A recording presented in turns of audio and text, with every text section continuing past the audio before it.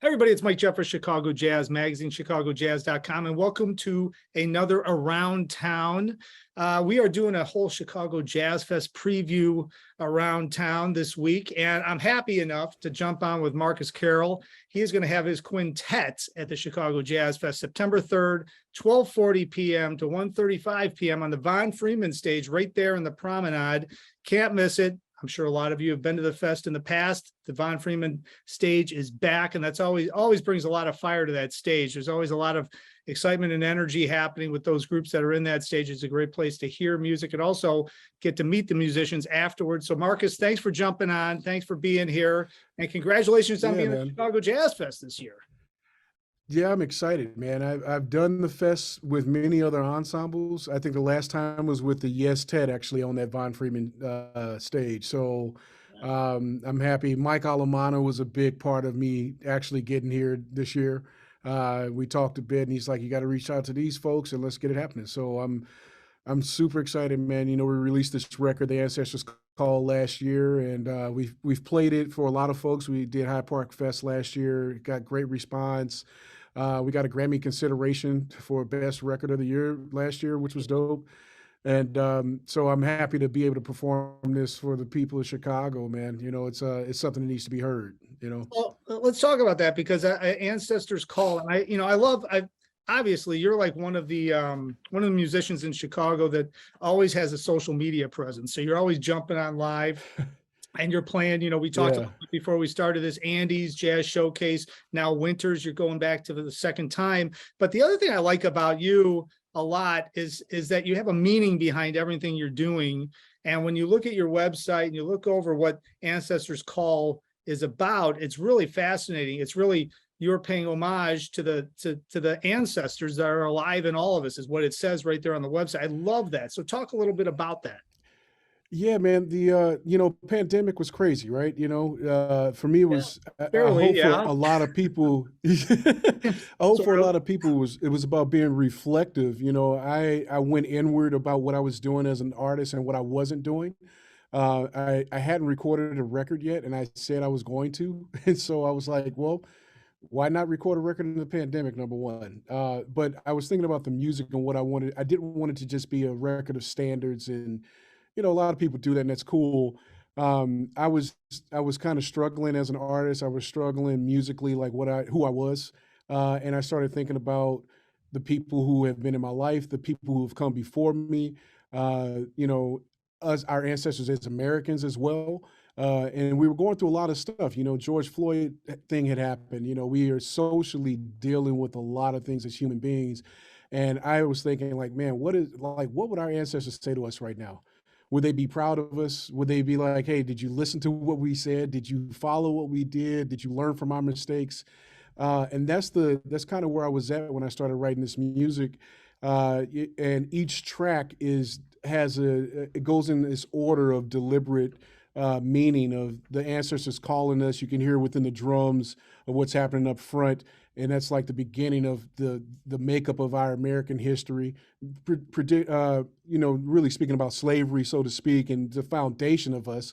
And then there's this, the generational response, and then there's the symbol line. So each one of these has something to do with the next from each track, if that makes sense, And I just wanted people to kind of think about that and feel the music, and it just kind of it's like a little checklist. Like, where are you at as a human being right now in society? When the pandemic hit, everybody was quiet. The earth was breathing again. The sky was great. Animals came out.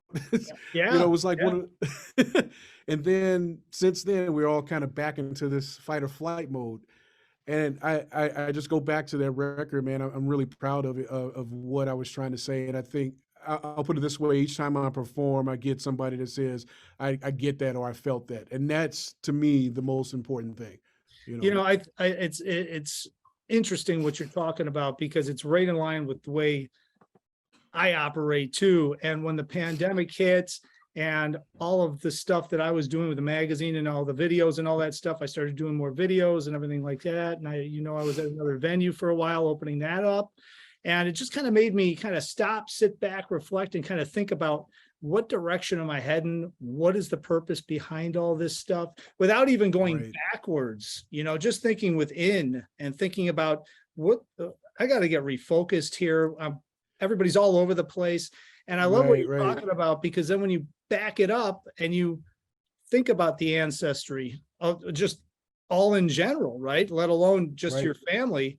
Yeah, learning from the past, learning from the mistakes. How do we keep pushing forward?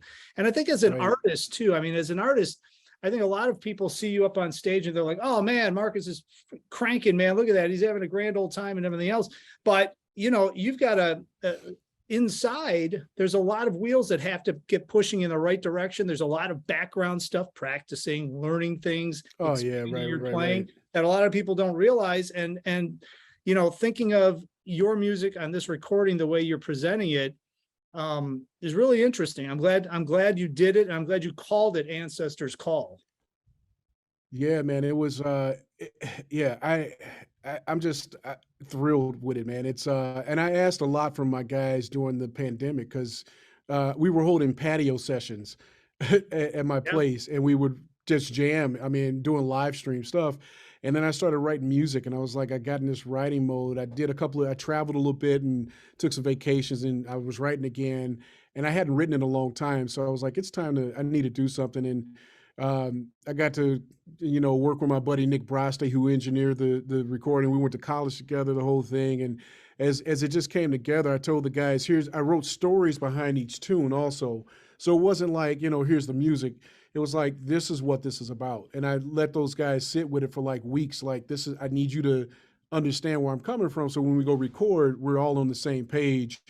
And we rehearsed for like 3 or 4 weeks, and then we went and recorded. And we actually came out with a couple of records out of the whole thing, which was really, that's why the second record's been sitting on my shelf, because that one also had a direction. So this is kind of the second record that's coming out, Foundations, is like the response to all of that, which is really cool. But the Ancestors, man, it was important to make sure that I was staying true to myself as an artist and as a musician of the music. Like I said, the people who have, definitely laid the framework and the groundwork for me and all of us is, I'm an empathetic person, man. I really do believe that we're all great. We just get stuck. You know what I mean? Yep. And Yep. I wanted to use this music to be able to kind of get people to think about, and if they read the liner notes, to understand what this is about, to be better. Like, we just can't be better because a crisis happened. After the crisis, then how are you going to be? You know what I mean? Right. And that's kind of how I am as a person. That's why I enjoy teaching and mentoring the whole thing. It's just I wear a lot of different hats because that's what I'm called to do.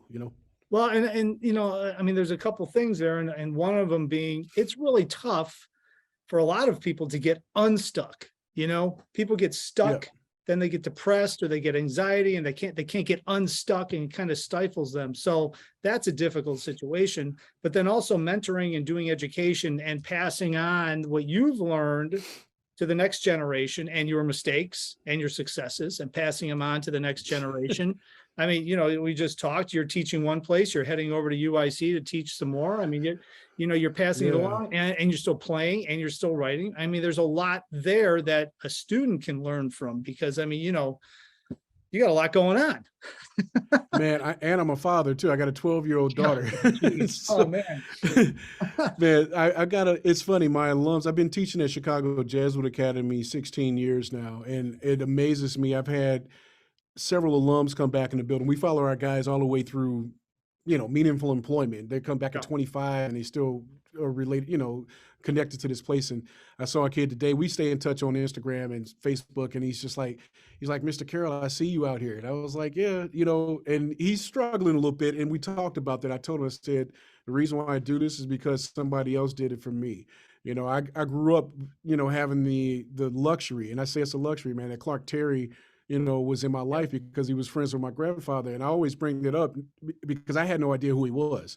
I thought he was a regular guy, like one of Right. his Yeah.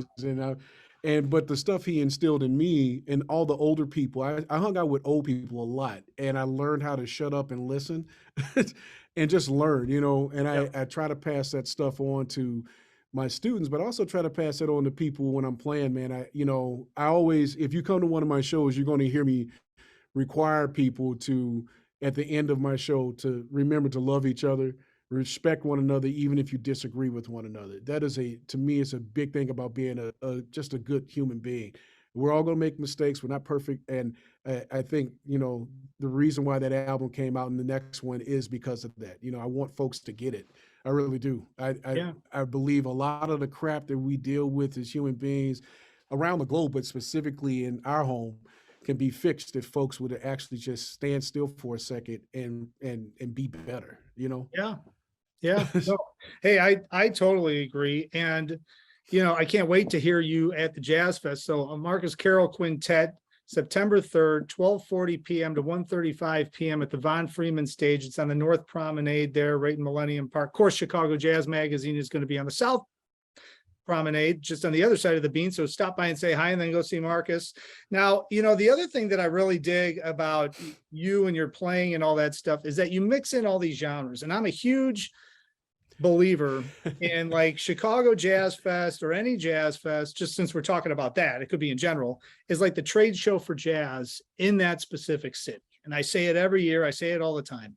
And if you get that casual music fan to dig what you're playing, they're going to come out. They're going to continue to grow the music and grow the clubs and grow the audiences and grow recordings and everything else. And I know, from talking to you offline, but also, reading your website and everything else, I know you mix in a lot of different genres because you're not just you love jazz, you love traditional jazz, you love all that great stuff, Right. but mixing in the newer hip hop, reggae, all the different styles, falling in and creating music that way. And I can guarantee you that people, as long as they don't know it's jazz, because you know how people are, I hate jazz. Oh man.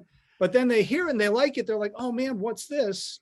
Well, I'm sorry. It's actually could be jazz. So you be careful. But that's Right. to get people to grow the art form, and I love the fact that you're Right. consciously thinking about it that way.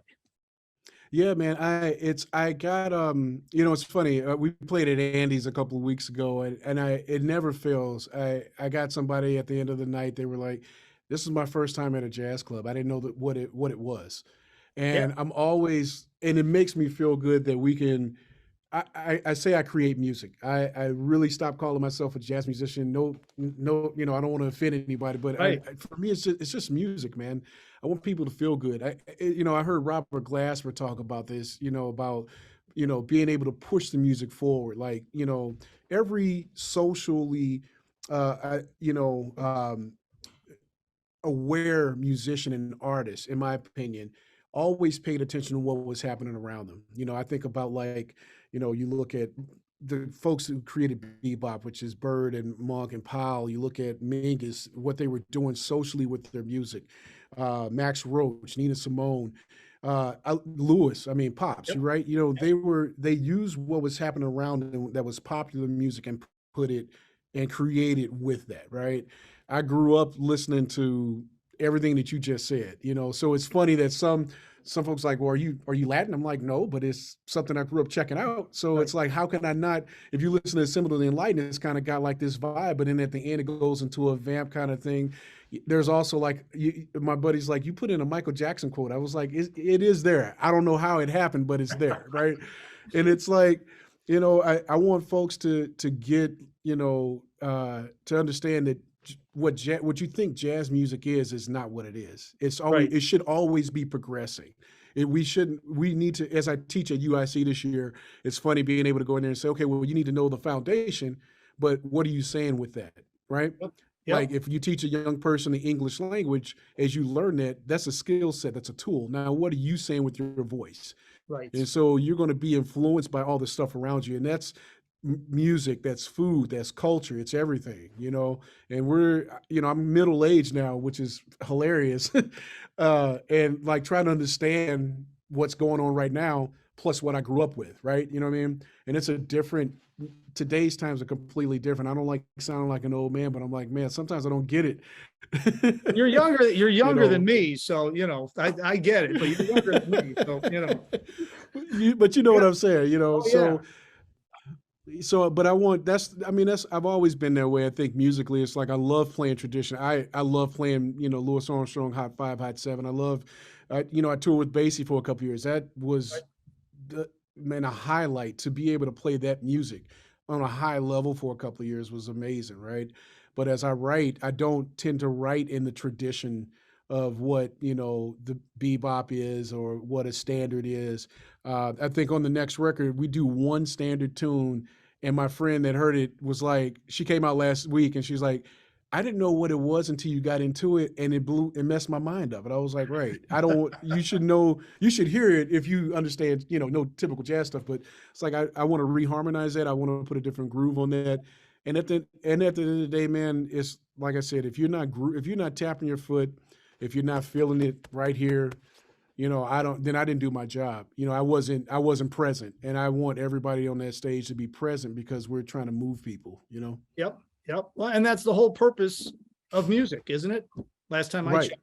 I mean, you know, I mean, that's the whole purpose of it, but so, all right. So everybody, you guys have to go check out Marques Carroll Quintet, Saturday, September 3rd, 12:40 to 1:35 PM, Von Freeman stage. Of course, Marques Carroll Quintet. .com. I got that linked up right below there. Ancestors Call. Okay, cool. You say September 16th, the new recording comes out, and then you got to Yeah, the new record comes out. right? Yeah, we dropped a single last week called "Waltzing Out of Step." It's dedicated to my dad. And then this Friday, Larry Sings, which is dedicated to my grandfather. Those are the pillars of my life, man. Yeah. That one comes out Friday, and that one was actually on the Bear TV show. I got 2 tracks licensed on that show Wow. this season, which was really dope. So, and the record will drop the 16th of September, and we'll do a city release at the Jazz Showcase September 15th through the 18th. Oh, And nice. yeah, so, and we'll have Sharon Irvin with us at the Jazz Fest and hopefully at the showcase too. She's the daughter of Bobby Irvin, if anybody knows who Bobby Irvin is, as you should. But she's a beautiful vocalist, and she wrote the lyrics to our song Aries Goddess for Consuela and the Fallen, which was dedicated to a friend of mine who lost her son to gun violence. So, you know, we just lost one of my alums the same way, and it was like I had to, you know, we made a video for it and everything, so people can check that out. And that piece was a healing piece for me. So, you Yeah. know, Well, yeah, I appreciate everything you're doing. I appreciate, you know, you putting this stuff out, and really, I love the fact that you've got this whole thought process on these 2 recordings, and you're continuing to push forward, and you're continuing to expand the music, and you're playing and also reaching out and doing a lot of education, which I believe in heavily as well. And you know, man, thanks for jumping on. And I know I'll see you at the Chicago Jazz Fest, and hopefully we'll see all the yeah, other people yeah. there. Yeah, Mike, I appreciate you, man. Thanks for having me, man. And you know, if whoever comes out and checks it out, you're in for a treat because we're gonna blow it up, man. I'm excited. I'm super excited. I should ask, who's on the fest with you? Who's playing with you? Yeah, so it's my regular band. Everybody's on the record except for one. So it's Greg Archery on drums, Christian Dillingham on bass, Brent Griffin Jr. on alto, Richard Johnson on piano, and like I said, Sharon Irvin's going to join us for a couple of tunes. So It's going to be ridiculously smoking. yeah, It's going to be smoking. All right. Marques, thanks so much for yeah, jumping on. Of course, thanks everybody for watching. I've got all the information on Chicago Jazz Fest and everything else happening in the Chicago world on chicagojazz.com. And until next time, hopefully we will see you somewhere out on the scene.